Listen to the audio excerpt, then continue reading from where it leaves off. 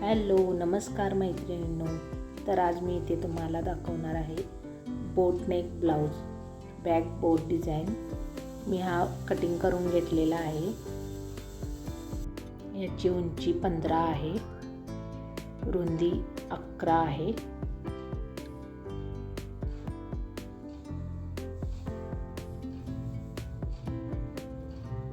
गळा रुंदी 4 ठेवलेली आहे. गळा खोली 3 ठेवायची आहे.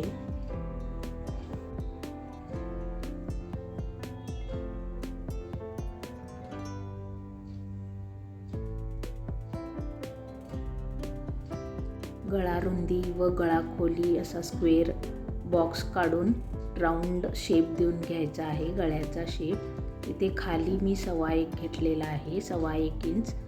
खालची जी पट्टी आहे ती कस्टमरला 2 इंच हवी आहे, मग 1 इंच प्लस 3 इंच घेतलेली आहे. खालून गळा रुंदी 4 घेऊन हा अशा प्रमाणे बॉक्स काढून जेवढी क्रॉस जाईल तेवढी एक क्रॉस पट्टी अशी काढून घ्यायची आहे. क्रॉस आखून घ्यायचा आहे. मग आता हे कट करून घेतले मी, असे कट करून घेतलेले आहे.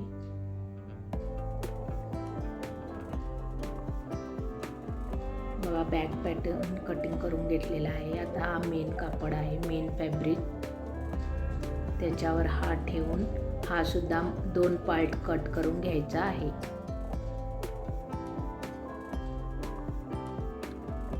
मग हा अशा प्रकारे उलटा करून त्याच्यावर हे अस्तरचं कापड ठेवून मशीनवर शिलाई घालून हे जोडून घ्यायचं आहे. जोडून घेतलेलं आहे मी. आता हे कटिंग करायचं आहे. कटिंग सुद्धा करून घेतलेलं आहे, तुम्ही बघू शकता.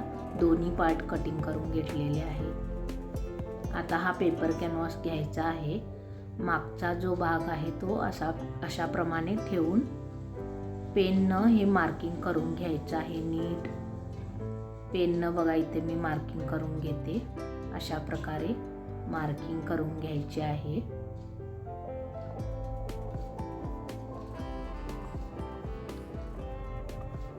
एक 2 इंचाची पट्टी एवढी कटिंग करून घ्यायची आहे.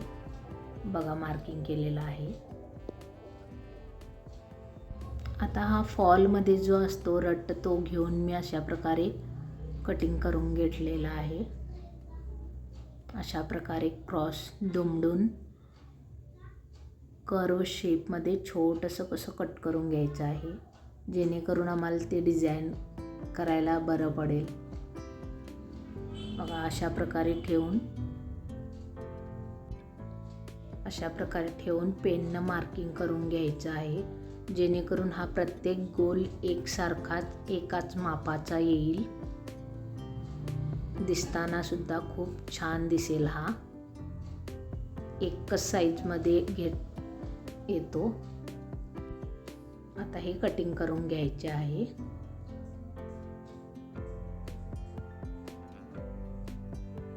अशाच प्रमाणे अशा 2 पट्ट्या कटिंग करून घ्यायच्या आहेत दोन्ही साईडच्या.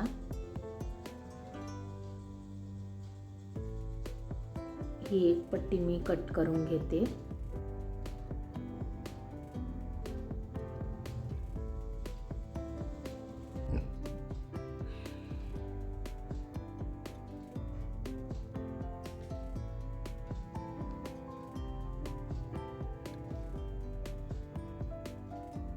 अशा प्रकारे दुसरी पट्टी सुद्धा कटिंग करून घ्यायची आहे.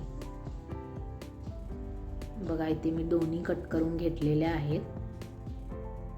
आता हा अस्तरचा कापड आहे, त्याच्यावर हा ठेवून द्यायचा आहे.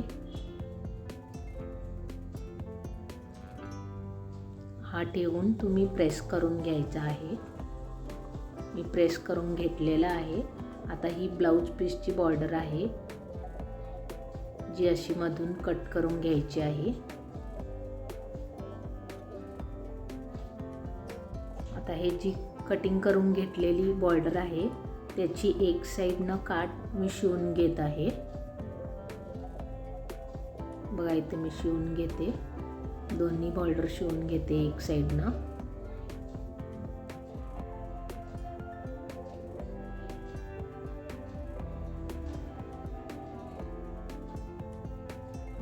आता मेन कापड आहे, मेन ब्लाऊज त्याच्यावर अशा प्रकारे ठेवून शिवून घ्यायचं आहे. ती बॉर्डर अटॅच करून घ्यायची आहे.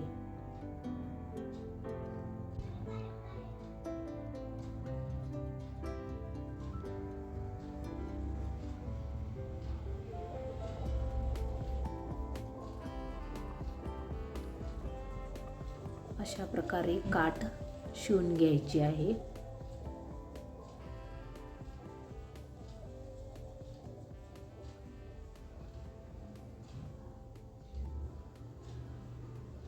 राहिलेला पार्ट आहे तो शेपनुसार कटिंग करून घ्यायचा आहे.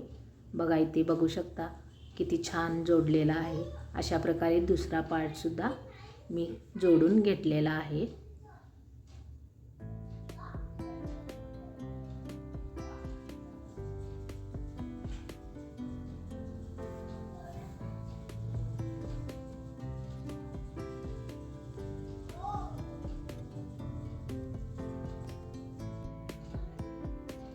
तुम्ही बघू शकता असं जोडलेलं आहे. आता ही जे आहे ते एक साईडनं असं मारून घ्यायचं आहे शिलाई, जेणेकरून फिनिशिंग छान येईल.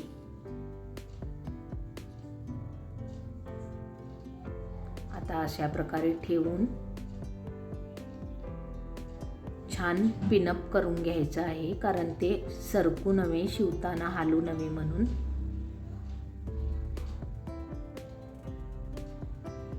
आणि याच्याकडेन 1/2 इंच मार्जिन सोडून हे असं शिवून घ्यायचं आहे शेपप्रमाणे.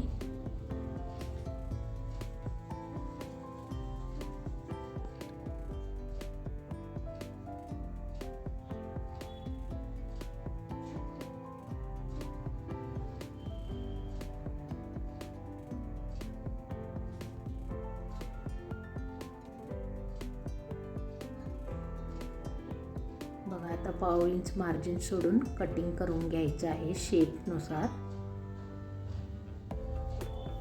फार ठेवायचं नाही मार्जिन, 1/2 इंच. आता हे छोटे छोटे नॉच मारून घ्यायचे आहेत. नॉच मारलं की हे टर्न छान होतं, शेप छान येतो, त्यामुळे हे नॉच मारायचे आहेत.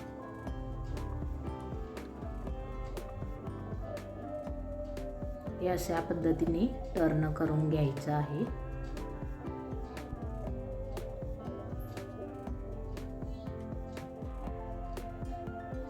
टर्न करून झालेलं आहे.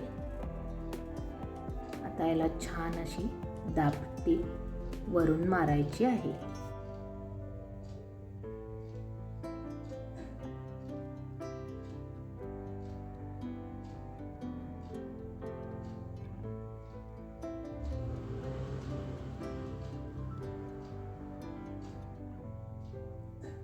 दाबटीप मारून घ्यायले मी.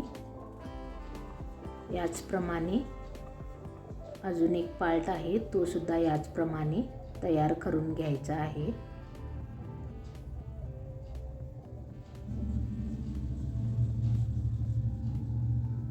हा एक पार्ट तयार झालेला आहे. आता हा सुद्धा पार्ट त्याचप्रमाणे तयार करून घ्यायचा आहे.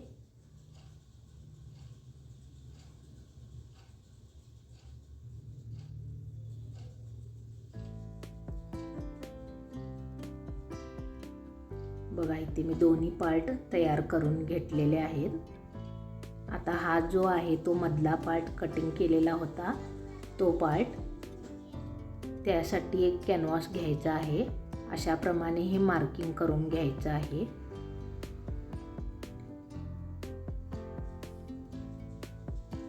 कापडापेक्षा थोडे 1-1 इंच जास्ती ठेवून कटिंग करायचं आहे. ते शिलाईमध्ये कडेन जाणार आहे त्याच्यामुळं.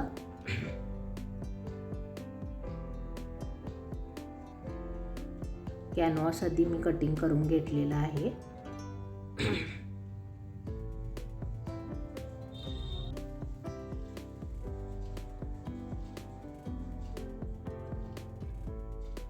या कापडला आता जोडून घ्यायचं आहे कटिंग करून.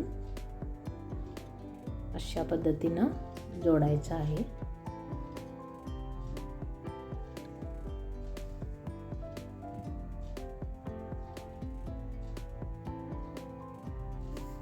मी नीट इथे सरळ स्ट्रेट कटिंग करून घेत आहे. आता हा मेन कापड आहे त्याच्यावर ठेवून वरच्या बाजून ठेवून शिलाई मारायची आहे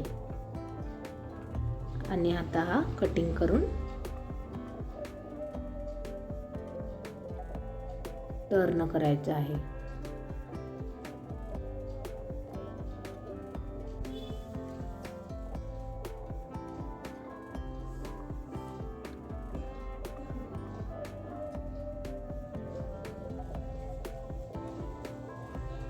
बॅक पट्टी तयार आहे इथे.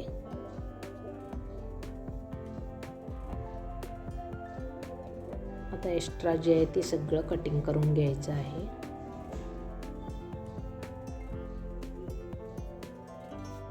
तुम्ही बघू शकता एवढं एक्स्ट्रा ठेवायचं आहे कापड शिलाईसाठी. आता हे मार्किंग करून घ्यायचं आहे. सेंटर पॉइंट काढायचा आहे याचा. हे बघा सेंटर पॉइंट काढलेला आहे. हे अशी क्रॉस या पद्धतीने असे ठेवून स्टिचिंग करून घ्यायचं आहे.